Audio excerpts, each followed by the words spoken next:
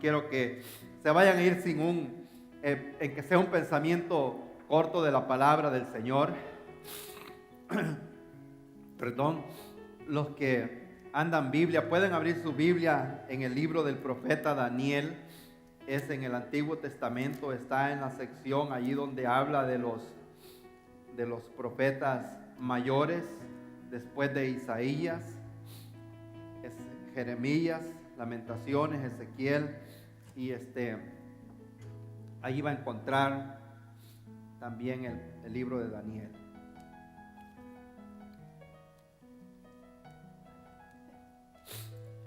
Qué bueno es Dios. Daniel capítulo 1, y cuando lo tengan todos me dicen amén.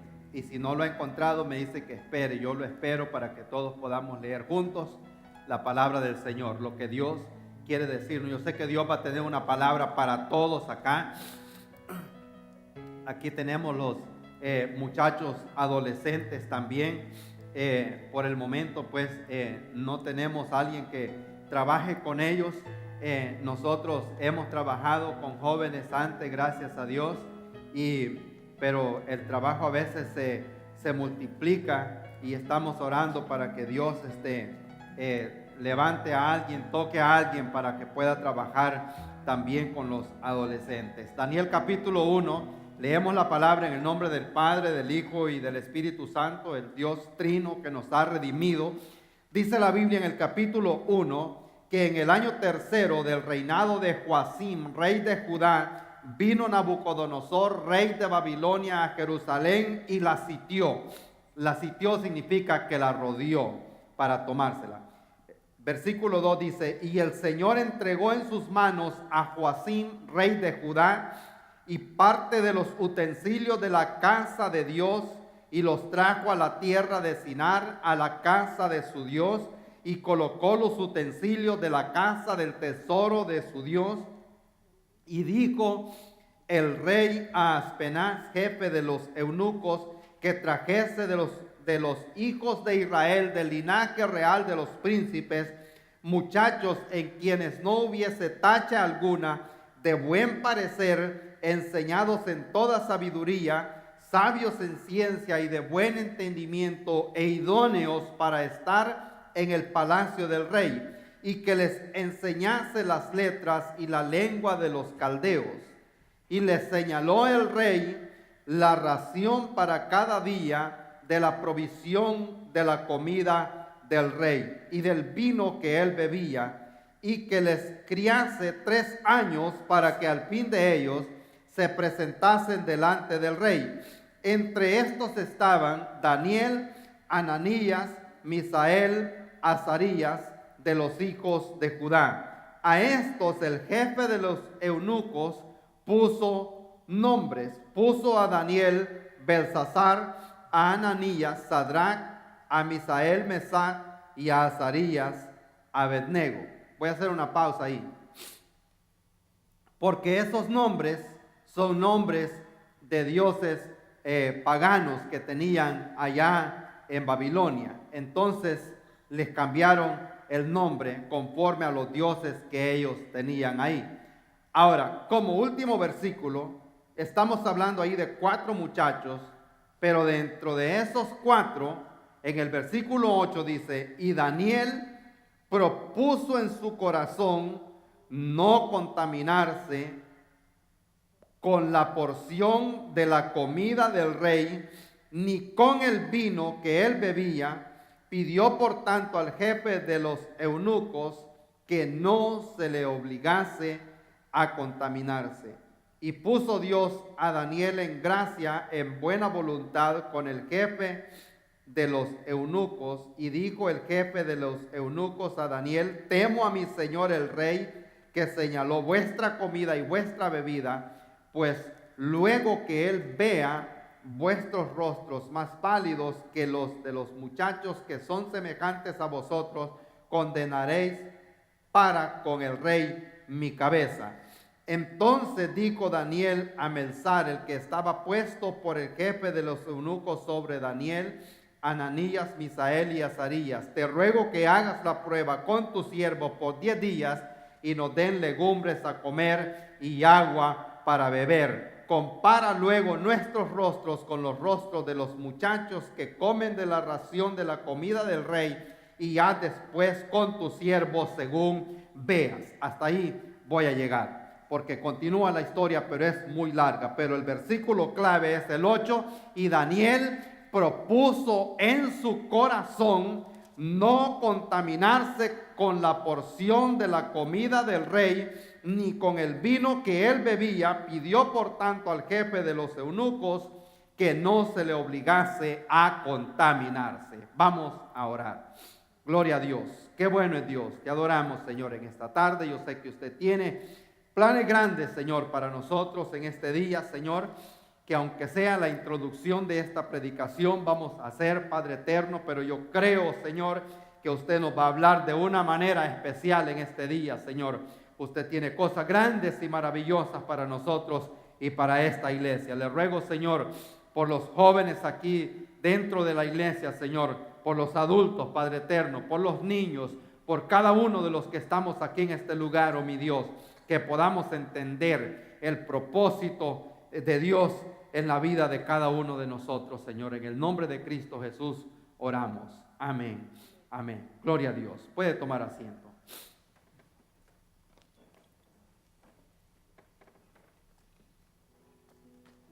Quiero hablarle bajo el tema: atrévete a ser diferente. Yo sé que nosotros podemos ser diferentes. Le pregunté a un niño que va aquí a la escuela de Indian Land, tiene como 14 años, y le digo yo a él, ¿qué es lo más difícil que estás enfrentando ahorita en la escuela? Y me dice él, que me miran feo cuando yo me pongo, me dice, a orar por mi comida a la hora del almuerzo.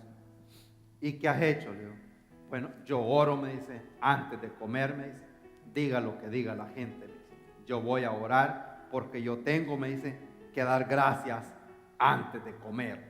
Entonces me da a entender que este muchacho está dispuesto a ser diferente a los demás allí dentro de la iglesia, y bueno, es bien blanquito.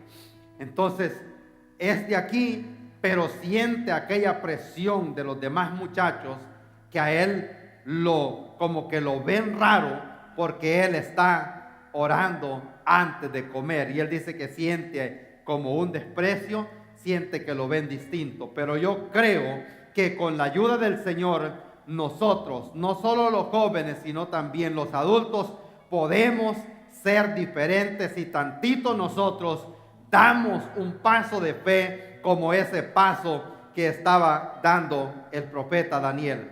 Algo que quiero mencionar, y esto nos va a servir a todos nosotros, como si no logro cubrir todo este material, ya habrá tiempo, pero a cada persona es conocida por rasgos distintos. Aquí la Biblia dice que Daniel propuso en su corazón no contaminarse con la comida del rey. O sea, una decisión,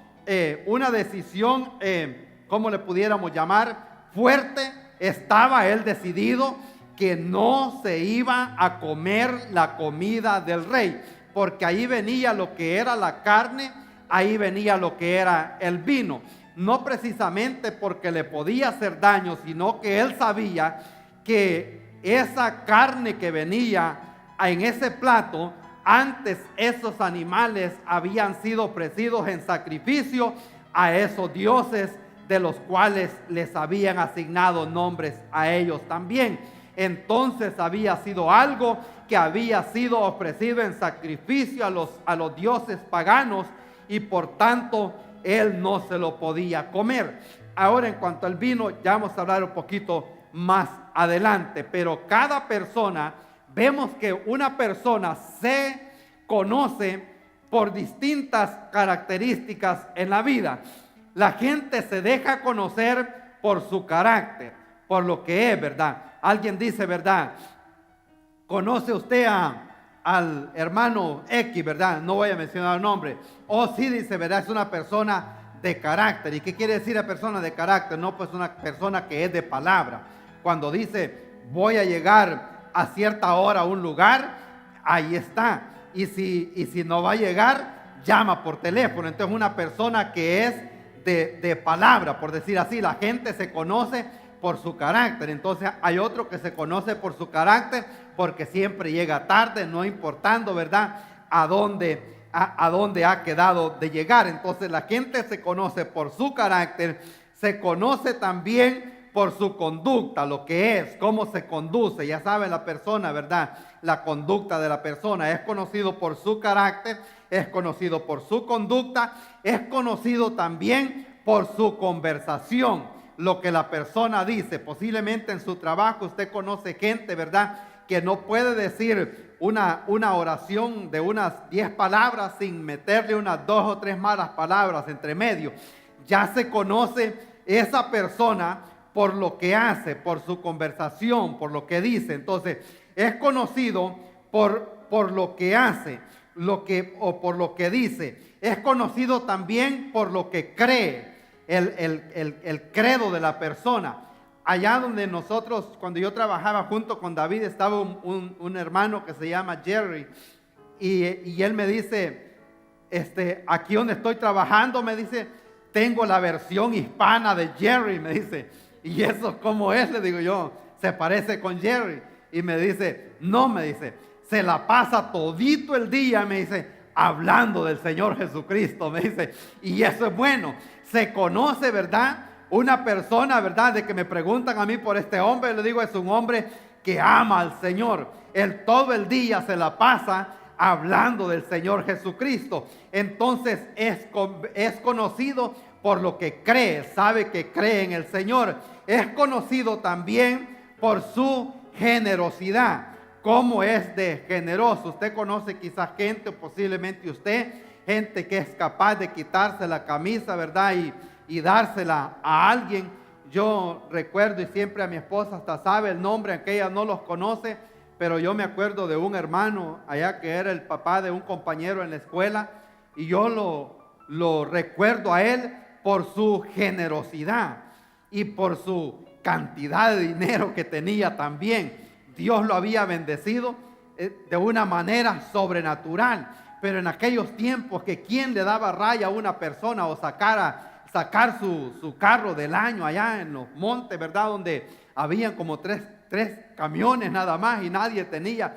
Y cuando yo iba y pasaba ahí, que iba para la casa de la escuela caminando como 1 hora, pues no crean que me tocó fácil, muchachos. Cuando yo fui a la escuela yo tenía que caminar como 1 hora y era fuerte y no me permitían llevar sombrero porque me lo robaban en la escuela, así que me tocaba que asolearme en el camino. Y este hermano agarraba su camión, ¿verdad?, y me iba, en que sea hasta la mitad te voy a llevar, me decía, me llevaba.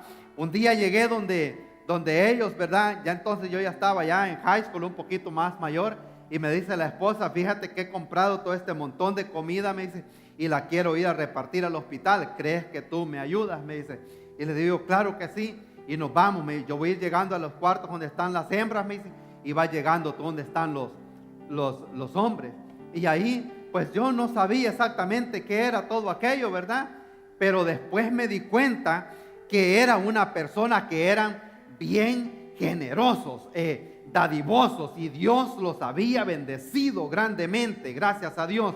Entonces yo los recuerdo a ellos no porque tenían dinero, sino por lo generosos que eran, por lo dadivosos, gracias a Dios.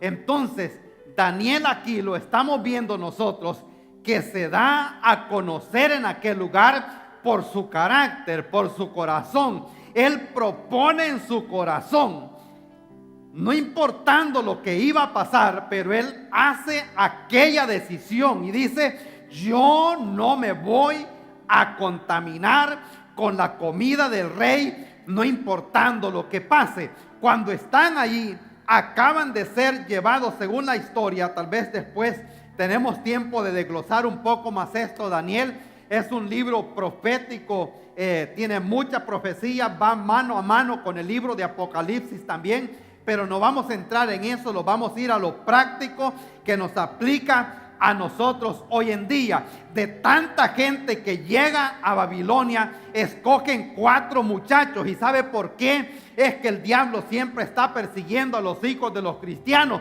porque sabe la belleza que hay dentro de ellos, sabe el potencial que hay dentro de ellos. Gloria al Señor. Muchos de ellos aún no están tatuados, aún no se han abierto los oídos para ponerse aritos y tantas esas cosas que muchos muchachos hoy en día, ¿verdad? Cómo se ven, que da a veces horror. Si ustedes no han tenido quizás la oportunidad, o algunos tal vez sí, de ir a una de esas high school que están pero bien corrompidas en algunos lugares, eso da terror entrar a ese lugar. Ve el diablo estos muchachos que se han crecido sanos en la iglesia. Él está siempre, ¿verdad?, apuntando hacia ellos. Quiere que sean víctimas igual a los demás, porque sabe que le queda poco tiempo. Entonces, de todos estos que llegaron a Babilonia, escogen 4, y viene el diablo enseguida queriéndoles inculcar algo que no estaba de acuerdo a lo que ellos habían creído, a lo que les habían enseñado antes, lo que les habían enseñado sus padres según la ley del Señor. Entonces, pero algo que quiero mencionar también, desde el momento en que usted y yo recibimos a Cristo, no importando la edad, desde ese momento el diablo pone un blanco en su espalda y comenzamos a ser blanco del enemigo, queriéndonos detener, queriéndonos atajar, queriendo atacar nuestra familia, porque sabe el daño que le vamos a crear al reino de las tinieblas si nosotros llegamos a crecer en conocimiento de la palabra. Vamos a llegar a hacerle daño. Entonces es de gran importancia que nosotros hagamos esa decisión como la que hizo Daniel. Y Daniel propone en su corazón hacer diferente a los demás. Gloria a Dios. Y yo creo que nosotros podemos ser diferentes, no simplemente porque somos cristianos, sino porque tenemos un Dios diferente. Podemos ver el punto número 1, en que aunque lleguemos hasta ahí, debemos de ser diferentes porque tenemos un Dios que es distinto y porque tenemos un Dios que no cambia. Gloria a Dios. La Biblia habla de que Dios no es hombre para que mienta, ni hijo de hombre para que se arrepienta. Dios nos ha dado una palabra a nosotros y nos ha dado una promesa. Daniel creía en el Señor. Daniel conocía a Dios. No simplemente había oído hablar de Dios, sino que conocía a Dios. Escuchamos a David temprano acá hablando. Él dice: yo había oído hablar del Señor, había oído hablar de Jesucristo, pero no tenía una relación con Cristo Jesús, hasta que llegó el momento que él abrió su corazón a Cristo. Entonces, este hombre, este muchacho, no crean que Daniel, como lo presentan en el Pozo de los Leones, tenía 90 o 100 años, como aparece ahí, barbón y ya con el pelo blanco, ¿verdad? Cuando llega Daniel a Babilonia, tenía entre 14 y 17 años, jovencito, pero un joven con grandes convicciones, con deseo de serle fiel a Dios, con deseo de obedecer al Señor, porque sabía que Dios no cambia. Por eso dice la palabra del Señor que no temeré, dice, lo que me pueda hacer el hombre, porque el Señor es nuestro ayudador y Jesucristo es el mismo ayer, hoy y por los siglos, por una eternidad. Entonces él sabía que Dios no lo iba a dejar solo, Dios no lo iba a abandonar. Gloria a Dios. Qué bueno es el Señor. Lo que Dios promete, Dios lo cumple. Él ha dicho: no te dejaré, no te desampararé. Eso él lo tenía claro. En segundo lugar, hermanos en el Señor, si puede darme el segundo, porque somos el pueblo del Señor. Y aquí es donde se pone bastante difícil la cosa. Y si cuando nosotros leemos la Biblia, Dios nos habla y la Biblia es un espejo, pero la palabra del Señor, cuando nos habla a nosotros tenemos que tomar acción. Dice la Biblia acá, en Éxodo 19, vosotros me seréis un reino de sacerdotes, gente santa, y estas son las palabras que dirás a los hijos de Israel.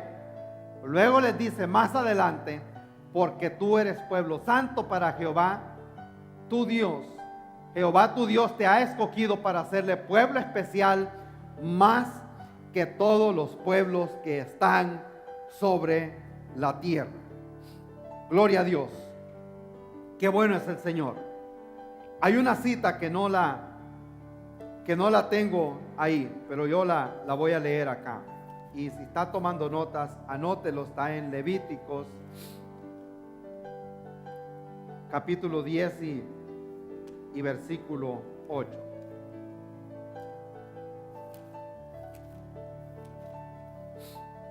Dice la palabra del Señor: Jehová habló a Aarón diciendo: tú y tus hijos contigo no beberéis vino ni sidra cuando entréis en el tabernáculo de reunión, para que no muráis. Estatuto perpetuo será para vuestra generación, para poder discernir entre lo santo y lo profano, entre lo inmundo y lo limpio. Gloria a Dios. Aquí es donde me tengo que meter en un tema bastante delicado, porque nosotros somos llamados a ser un pueblo diferente. Cuando Pedro dice más adelante, vosotros sois un real sacerdocio, ya ahora no está solo el sacerdocio levítico, sino que también está el pueblo del Señor, el pueblo gentil, que ahora nosotros somos un real sacerdocio. Yo quiero que presten mucha atención a esto, porque ahora muchas cosas que se aplicaban en el Antiguo Testamento aplican también para nosotros. Los sacerdotes tenían reglas que cumplir según la palabra del Señor, y Dios les dijo a ellos que ellos no podían ingerir vino, no podían ingerir alcohol. En otras palabras, el vino ya fermentado lleva mucho alcohol. Y yo soy de esas personas que yo creo que un cristiano no debe de consumir alcohol, para que pueda discernir entre lo bueno y lo malo. En el Nuevo Testamento habla la Biblia para las personas, para los cristianos, que no sean dados al vino, que no os embriaguéis con vino, que no sea dado al vino. O sea, siempre lo está mencionando. Y algunos dicen, bueno, Jesucristo llegó a Caná y transformó el agua en vino. Y sí, es una realidad, transformó el agua en vino, pero no dice que bebió vino. Entonces, Dios le ha dado este mandato a los hijos de Israel. Y alguien dice, ¿verdad? No, pero una copa para Navidad o para brindar acá. No, yo lo hago, pero social. Sea social o sea insocial, la palabra del Señor lo prohíbe, ¿verdad? Entonces, no es lo que yo digo, y por eso yo estoy leyendo los textos de la palabra del Señor, pero la Biblia le manda a todo hijo de Dios que se abstenga de esas bebidas, para que sepa discernir lo bueno y lo malo. Hay gente que dice, no, pues yo no bebo esto, no bebo lo otro, y yo conozco gente que se ha vuelto adicto al NyQuil, esa bebida, ¿verdad?, que se bebe para la tos. Eso lleva bastante alcohol. Entonces, con eso, ¿verdad?, aunque en una forma directa no están bebiendo alcohol, pero con eso se está poniendo un poquito dormida la lengua también. Entonces, esto lo habla la palabra del Señor, que como hijos de Dios nosotros tenemos que ser diferentes. Y Daniel había propuesto en su corazón que iba a ser diferente. Gloria al Señor. Cuando Dios llamó al profeta Jeremías, Dios llevó a Jeremías, quería tal vez posiblemente en otra ocasión tocar este tema de una familia de los hijos de Recab. Llegó Jeremías, Dios le dijo a Jeremías: ve a la casa de los hijos de Recab, que se encuentra en Jeremías 35, se llaman los recabitas porque son hijos de Recab, y llévalos, le dice, a la casa del Señor y dales vino, le dice que bebieran vino. Entonces Jeremías sabía que iba en contra de lo que Dios había dicho antes, pero Dios le lo estaba mandando. Entonces llega Jeremías y le dice a los muchachos: tomen vino, le dice, ¿verdad? Y era la palabra que venía del profeta, era que algo, ¿verdad?, que ellos tenían que aceptar porque venía del profeta. Pero ellos le dijeron: no beberemos, le dijeron. Y entonces se queda Jeremías, ¿verdad? ¿Cómo es esto, verdad? Si Dios me dijo que venga y les dé vino. Y se queda, los muchachos dijeron: no beberemos. ¿Y por qué no van a beber? Le dicen: porque nuestro padre nos dijo, le dice, que jamás en la vida bebiéramos vino y no beberemos. Dios quería ponerle un ejemplo al pueblo de Israel. Los recabitas no eran del pueblo de Israel, y les dice: fue mayor o más grande, le dice, ¿verdad?, la palabra de su padre, ¿verdad? Ellos tenían ese mandato de su padre. Cuánto más grande no es el mandato de Dios. Aún lo que les había mandado su padre creó gran peso en ellos. Cuán más grande no es cuando viene directamente de la palabra del Señor. Y esto es lo que Dios dice a nuestra vida, porque nosotros somos un pueblo santo para Jehová tu Dios.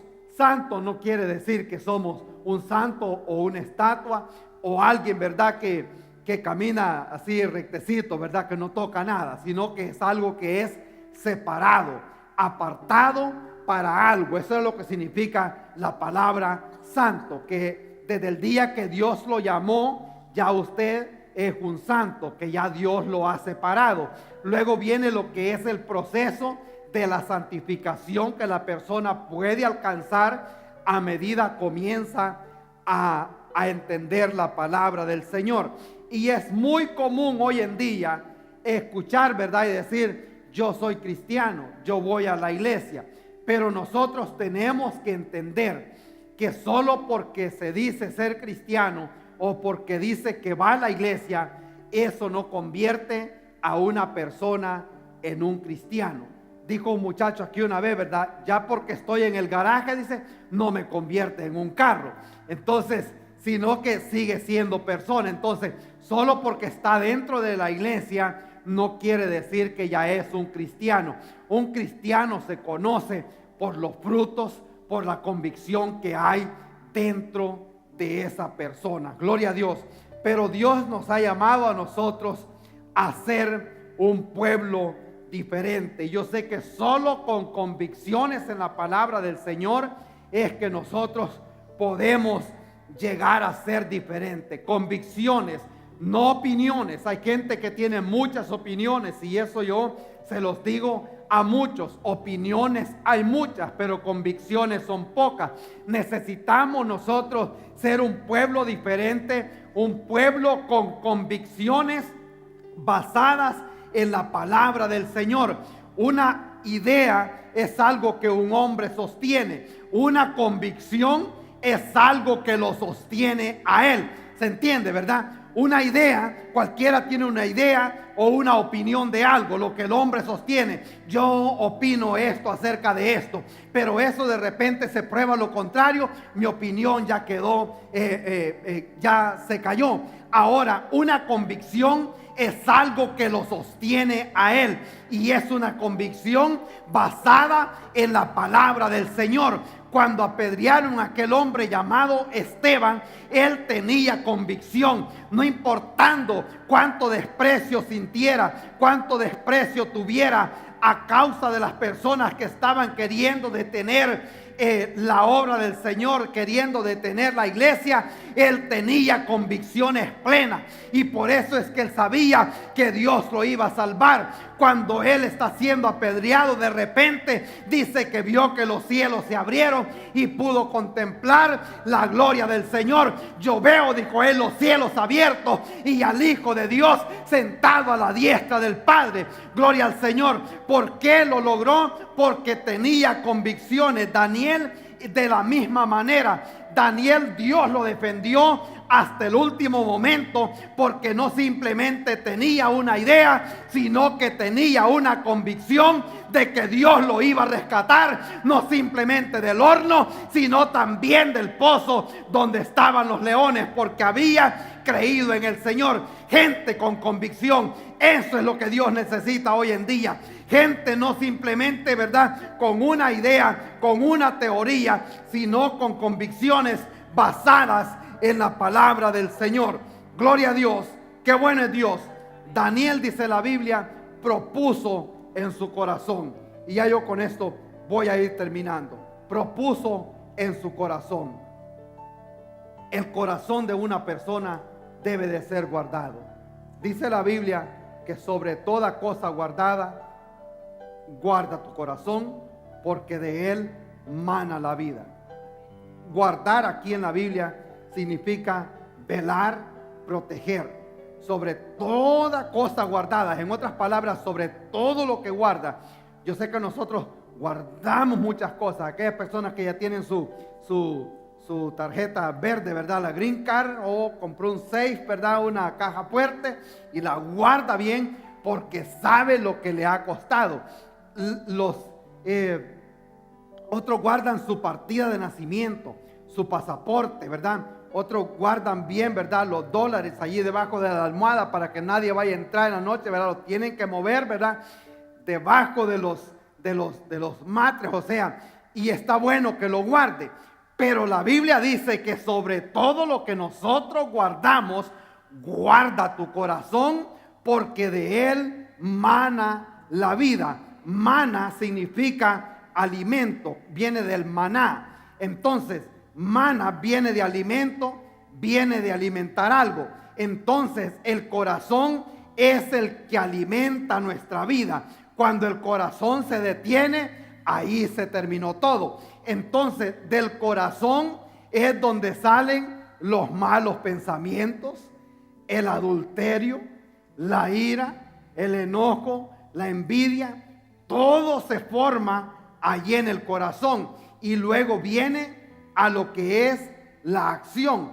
Antes de que la persona cometa un pecado, primero el diablo entró a su corazón y le dijo, ¿verdad?, tú puedes robarte esto, tú puedes tomar esto, nadie te está viendo acá, pero hay un ojo divino que nos está viendo. Entonces el diablo siempre busca la manera de ver cómo llega al corazón de la persona. Una vez le cautivó su corazón, entró a su corazón, lo lleva a hacer cosas indebidas. Y por eso en Proverbios habla que sobre todo lo que nosotros guardamos, guarda tu corazón, porque de él mana la vida. Y por último, hermano, por favor, porque Dios es fiel a su palabra. Y como dije, vamos a ir a lo práctico, no vamos a ir a lo profético, ni entrar en tantos detalles. Pero ahí dice que Daniel supo del edicto que había sido firmado, entró en su casa, y abiertas las ventanas de su cámara que daban hacia Jerusalén, se arrodillaba 3 veces al día y oraba y daba gracias delante de su Dios, como lo solía hacer antes. No importando la ciudad donde él había llegado, no importando a dónde se encontraba, Daniel tenía convicciones y le habían enseñado también a orar. Había una amenaza que si él se arrodillaba delante de otro Dios que no fueran los dioses de Babilonia, lo iban a echar al pozo de los leones. Pero él tenía convicciones que Dios lo podía salvar. Cuando les dijeron, si ustedes no se arrodillan a la hora de la música, a la hora de la flauta, otro edicto que se había firmado antes, dijeron, los vamos a echar al horno de fuego. Él dijo, el Dios que nosotros tenemos nos va a librar. Y si no nos librare, dice, que no los libre. Pero una cosa si sabe Nabucodonosor, tu estatua, le dice, no la adoraremos. Gloria a Dios. Convicciones rectas. Alabado sea el Señor. Una vez me dijeron a mí en el trabajo, estábamos en un trabajo fuera de donde vamos a hacer una demolición afuera, y estaba un set de cadenas allí de levantar, grande, ¿verdad? Que costaba arrastrarlas, y se quedó viendo para los lados que estaba ahí y me dice, echémosla, me la podemos usar nosotros allá en la planta. Y le digo yo, echarlas tú si quieres, yo, pero yo no meto las manos en eso porque no es mío. Convicciones en su corazón, gloria a Dios. Y era lo que tenía Daniel. Había propuesto en su corazón ser diferente. Yo creo que nosotros, con la ayuda del Señor, podemos ser diferentes, porque Dios es fiel a su palabra. Daniel sabía que Dios lo iba a salvar. Aparte de eso, porque Jesucristo nos ha llamado a nosotros a ser diferentes. Cristo dijo, vosotros sois la luz del mundo. Nosotros como hijos de Dios tenemos que ser la luz de este mundo. Tenemos que ser diferentes. Tenemos que guiar a otros a Cristo. ¿Sabe lo que hacen esas luces en las pistas de aterrizajes, en los aeropuertos? En la noche uno se pone a pensar, ¿cómo será que hacen estos aviones para aterrizar, verdad, en lo oscuro? Pero si vamos viendo hacia adelante, ahí está el listón de luces, verdad, que no se puede perder. Entonces es precisamente lo que Dios quiere de nosotros, que seamos ese faro, que seamos esas luces que estamos guiando a otros a Cristo, porque los que no han conocido al Señor andan ciegos, dice la Biblia, andan en oscuridad, andan perdidos.